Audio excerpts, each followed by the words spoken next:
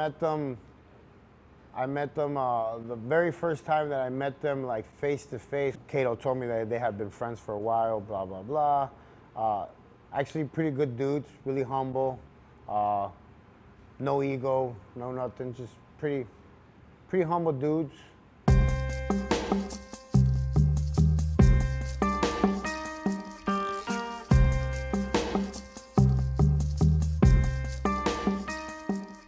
Actually, Maya, the singer, was there that day. They were like all starstruck with her.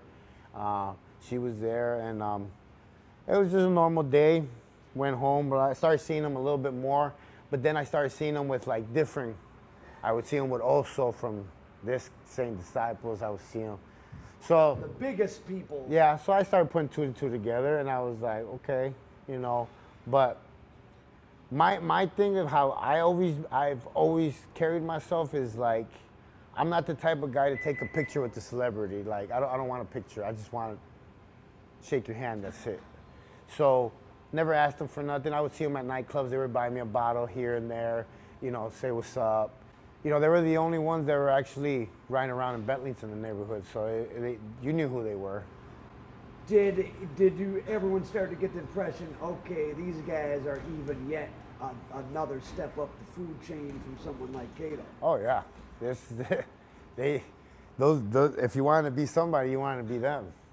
Were they targets? Did they conduct themselves in a manner they should have been?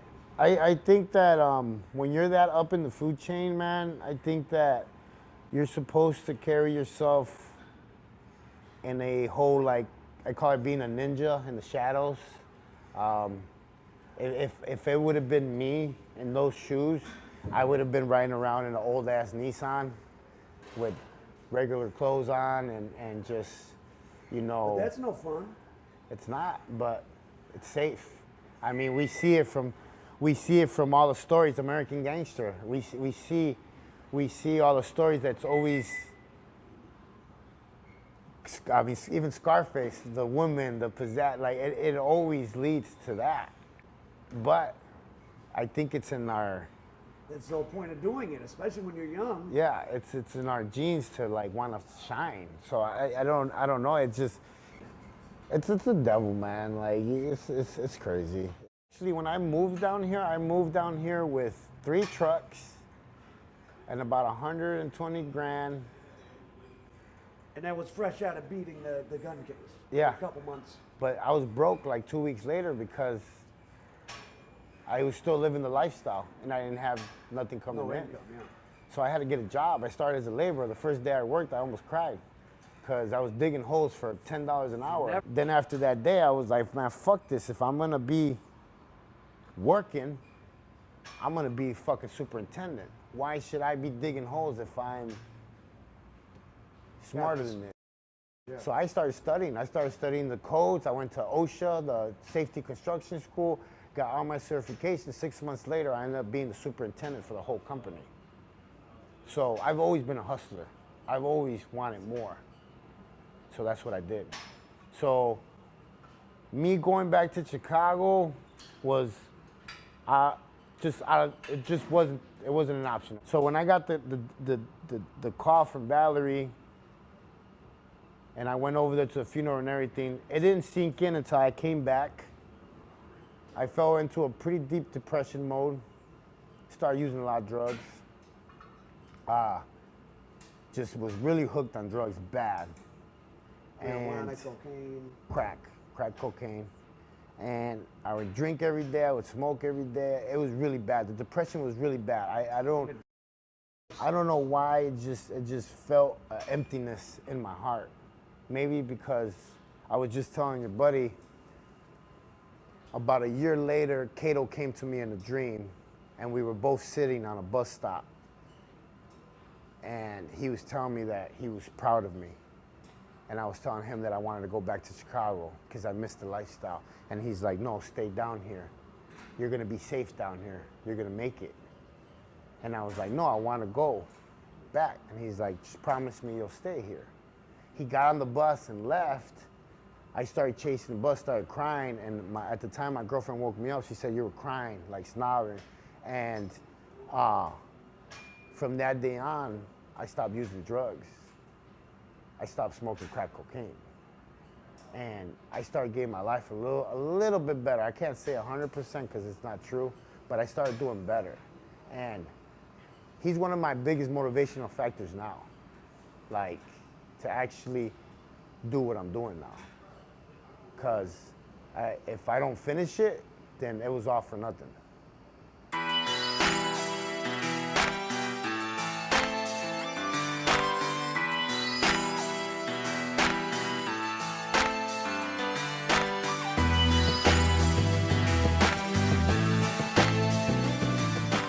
I have my own personal thoughts about everything that happened. I wasn't surprised when Valerie ended up with Junior, you know what I mean? So, you know, they actually came out here. There's a lot of things out there, man. You're sitting here with wigs and glasses, and how are you living your everyday lives? I came from a wonderful family of law enforcement. I never thought that I would enter in a world of drug trafficking.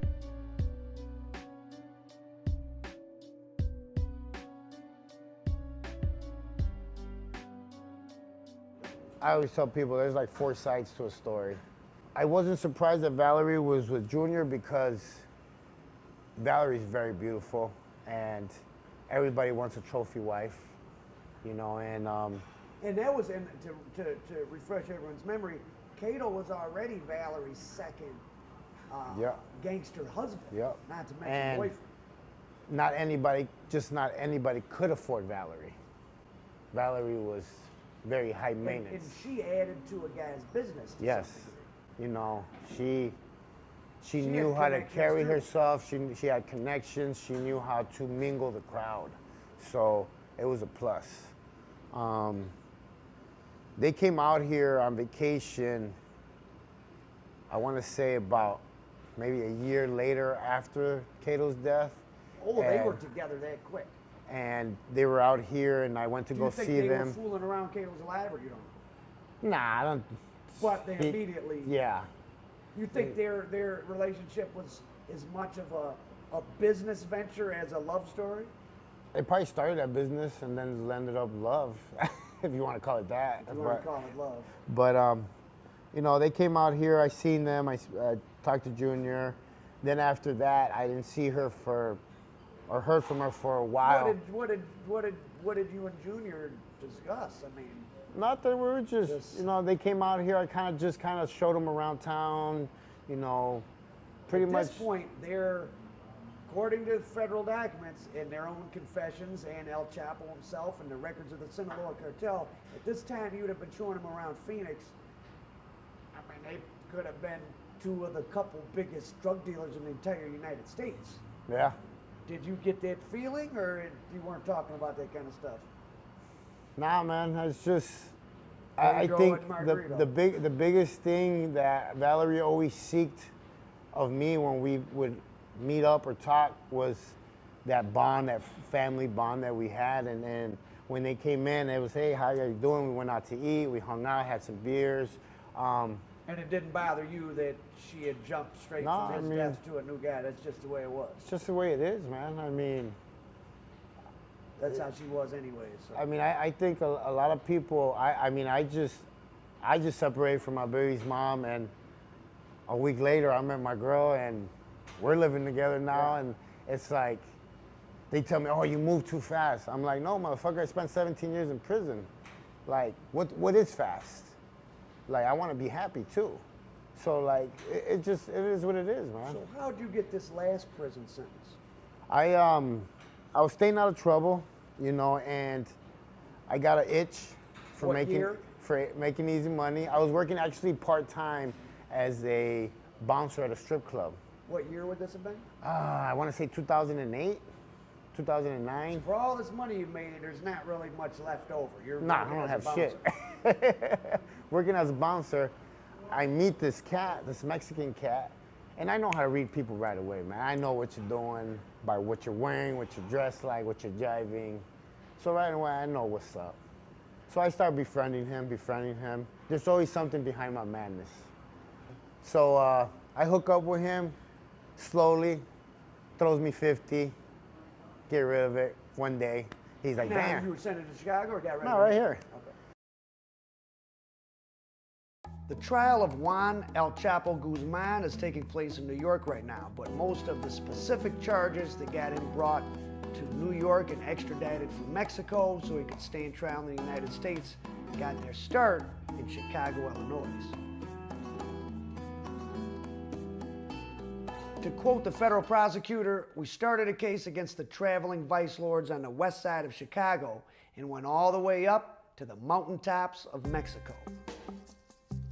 In 2008, twin brothers from Chicago's Little Village neighborhood set in motion the criminal charges that led El Chapo being indicted in the United States with a single recorded phone call.